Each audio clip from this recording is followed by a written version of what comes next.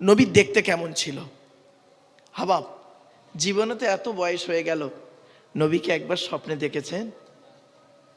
তাহলে জীবনটা কি করলেন? আমার বাপেরা, নবীকে একবার স্বপ্নে দেখার চেষ্টা করুন, একবার অন্তত।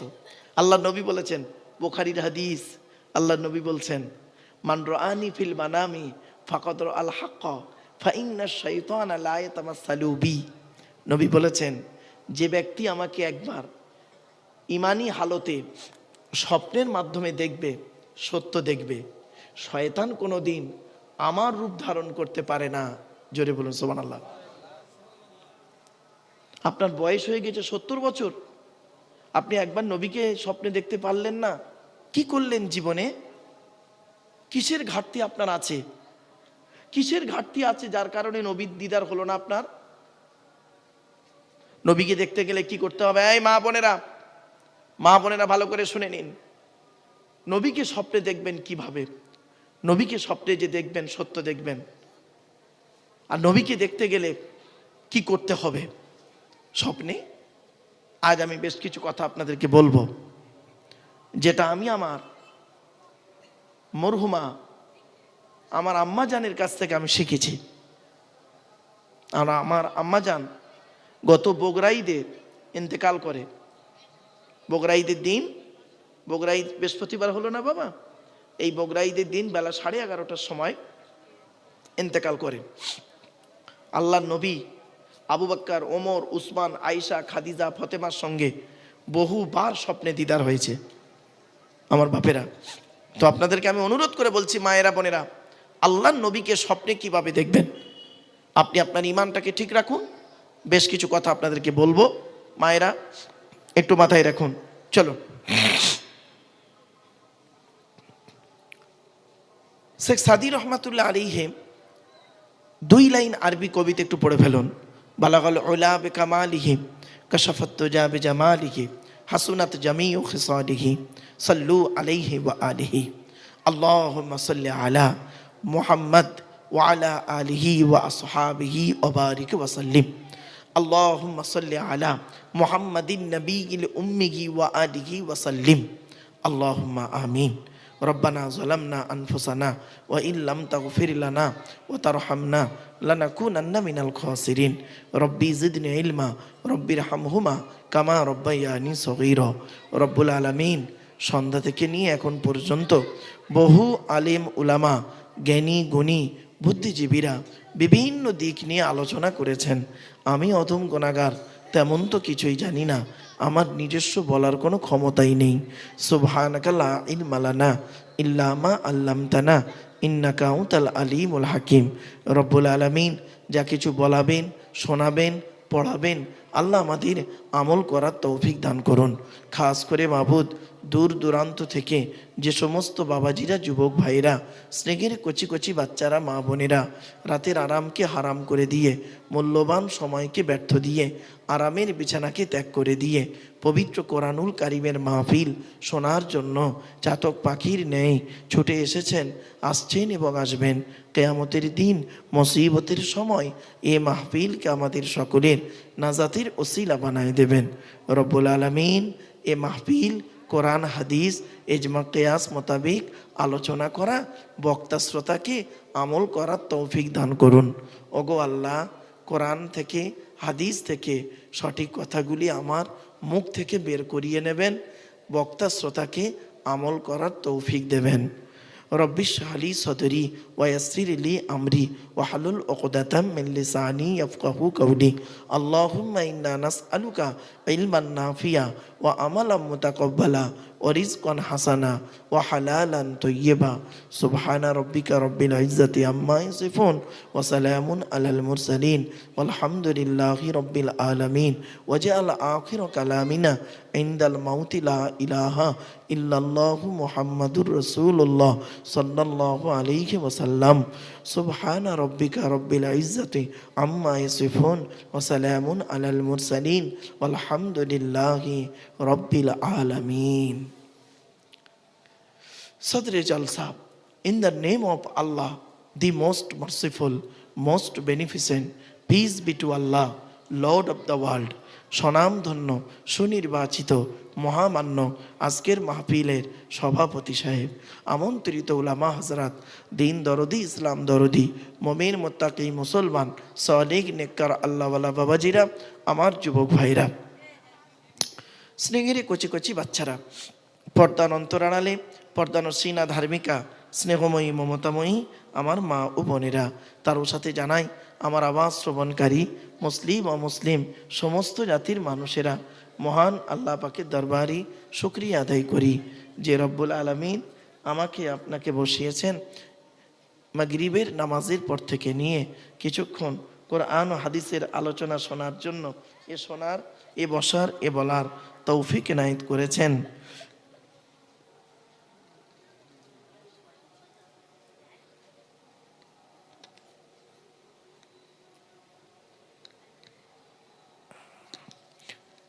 তৌফিক এনায়েত করেছেন যে মহান আল্লাহ পাক সেই পরওয়ারদিগার বেনিয়াজের দরবারে প্রাণ খুলে ভক্তি ভরে উচ্চ আওয়াজে একবার শুকরিয়া আদায় করি, বলুন আলহামদুলিল্লাহ। বাপেরা আমার সাথে সাথে একটু বলুন দিনি সুবহানাল্লাহি ওয়া বিহামদিহি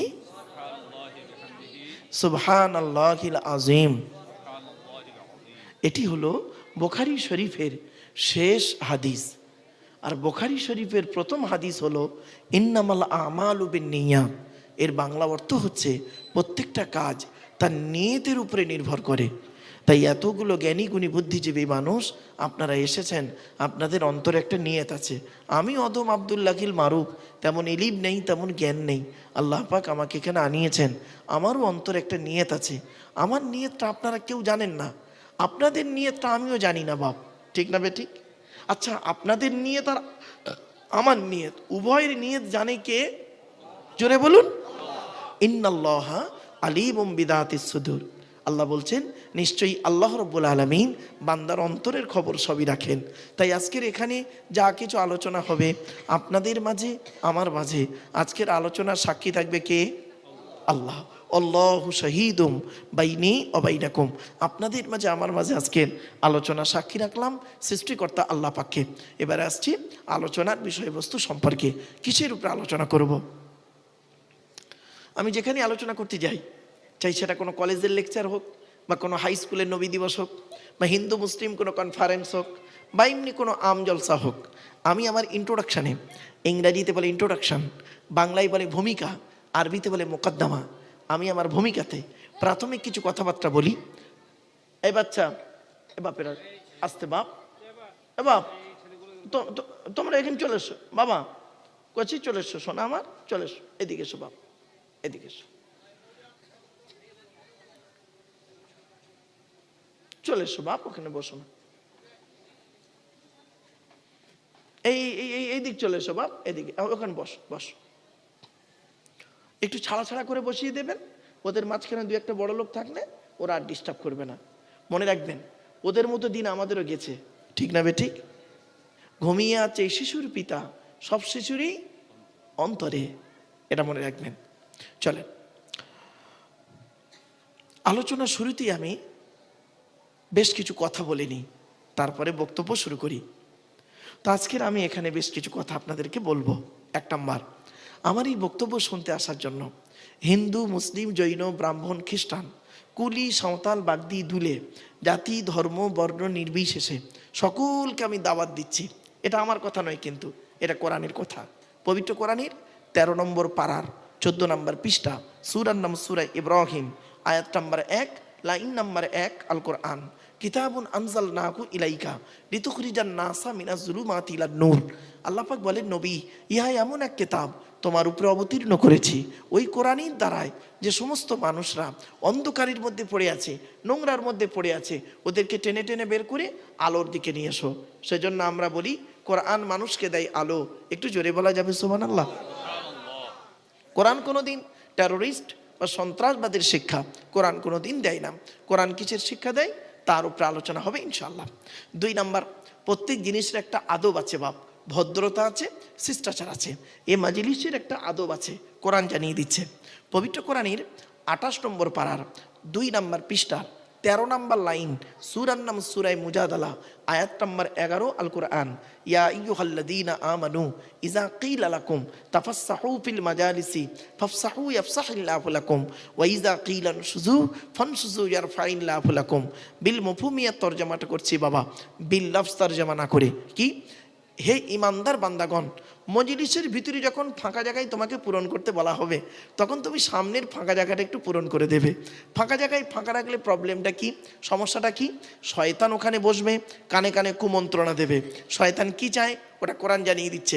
7 নম্বর পারার 2 নম্বর পৃষ্ঠার 3 নম্বর লাইন, সূরার নাম সূরা মাইদা, আয়াত নম্বর 91 আল কোরআন। ইন্নামা ইউরিদুশ শাইতানু আন ইউকিয়া বাইনাকুমুল আদাওয়াতা ওয়াল বাগদাআ ফিল খামরি ওয়াল মাইসিরি ওয়া ইয়াসুদ্দাকুম আন যিকরিল্লাহ ওয়া আনিস সালাত। আল্লাহ বলছেন শয়তান কি চাই জানো? মদ আর জুয়ার মাধ্যমে শয়তান তোমাদের মাঝে মারামারি লাগিয়ে দিতে চায়। আর কি চায়? ওয়া ইয়াসুদ্দাকুম আন যিকরিল্লাহ, আল্লাহর ইবাদত থেকে শয়তান তোমাকে বাধা সৃষ্টি করতে চায়। ঠিক না বে ঠিক? আর কি চাই? ওয়ানিস সালাত, নামাজ থেকে শয়তান তোমাকে বাধা সৃষ্টি করতে চায়। তাই কোরআনের উদ্ধৃতি দিয়ে আলোচনার প্রারম্ভে আপনাদেরকে আমি একটু আহ্বান করছি। পবিত্র কোরআন 2 নম্বর পারার 11 নম্বর পৃষ্ঠার 9 নম্বর লাইন, সূরার নাম সূরায়ে বাকারা, আয়াত নম্বর 208 আল কোরআন। ইয়া আইয়ুহাল্লাযীনা আমানু উদখুলু ফিস সিলমি কাফা, এই ইমানদার বান্দাগণ পরিপূর্ণভাবে ইসলামের মধ্যে প্রবেশ করো। ওয়ালা তাত্তাবিউ খুতুওয়াতিশ শয়তান, শয়তানের পথকে অনুসরণ করিও না। ইন্নাহু লাকুম আদুউম মুবিন, শয়তান হলো তোমাদের প্রকাশ্য দুশমন। So I request for you, so no mind, excuse me. আলোচনার প্রারম্ভে আপনাদেরকে একটু আহ্বান করলাম। বাপেরা, আপনাদেরকে আমি অনুরোধ করছি, বাবা, কেউ যদি মাস্টার ডাক্তার থাকেন, আলেম হাফেজ যদি থাকেন, নিচেই বসে থাকেন, দয়া করে একটু স্টেজে চলে আসুন। মাস্টার ডাক্তার আলেম হাফেজ যদি থাকেন বাবা, দয়া করে একটু স্টেজে চলে আসুন। বাপ আমার, একটু দয়া করে মেহেরবানি করে স্টেজে চলে আসুন। আলেম হাফেজ মাস্টার ডাক্তার যারা আছেন, আপনার এই স্টেজে 2-1 জনের বসার জায়গা আছে বাপ, আসেন, চলে আসেন। এবারে আসছি আলোচনার মূল বিষয়বস্তুতে ঢুকছি। কিসের উপরে আলোচনা হবে? আজকে আমি মাত্র 4টি বিষয়ের উপরে কথা বলবো। কয়টা বিষয় বাপ? আমার সঙ্গে একটু কথা বলেন। হ্যাঁ, আমার সঙ্গে কথা বলবেন একটু। 4টি বিষয়ের উপরে কথা বলবো। 1 নাম্বার কি? যার দেওয়া পৃথিবীতে বাস করি, যার দেওয়া সূর্যের কিরণ গায়ে লাগাই, যার দেওয়া চাঁদের প্রতিফলিত রশ্মি রাতে ব্যবহার করি, যার দেওয়া আকাশের পানি পান করি, যার দেওয়া জমিনের তলা থেকে পানি তুলে পান করি, যার দেওয়া জমিনে ঘর বেঁধে থাকি, চাষ করে খাই, যার দেওয়া অক্সিজেন ফিরি নেই, কার্বন ডাইঅক্সাইড ছেড়ে দিই, এ সমস্ত অবদান কার? জোরে বলুন। তাই জীবনের সব ক্ষেত্রে জন্ম থেকে মৃত্যু পর্যন্ত মাথা নত করব, সাজদা দেব, ভিক্ষা চাইব একমাত্র শুধুমাত্র কার কাছে? ব্যাস। এটা যত তাড়াতাড়ি বুঝতে পারবেন, তত তাড়াতাড়ি আমার বক্তব্য আপনাদের বোধগম্য হবে। আমার বাপেরা, চলুন এগিয়ে যাচ্ছি। তাই আজকের আমি প্রথমে আল্লাহর পরিচয়টা বলবো। আল্লাহর পরিচয় হলো, টোটাল কোরআনের ভিতরে আছে মাত্র 4টি। কয়টি বাপ? কয়টি? 4টি। আল্লাহর পরিচয় হলো মোট 4টি। কি কি? শুনে নিন।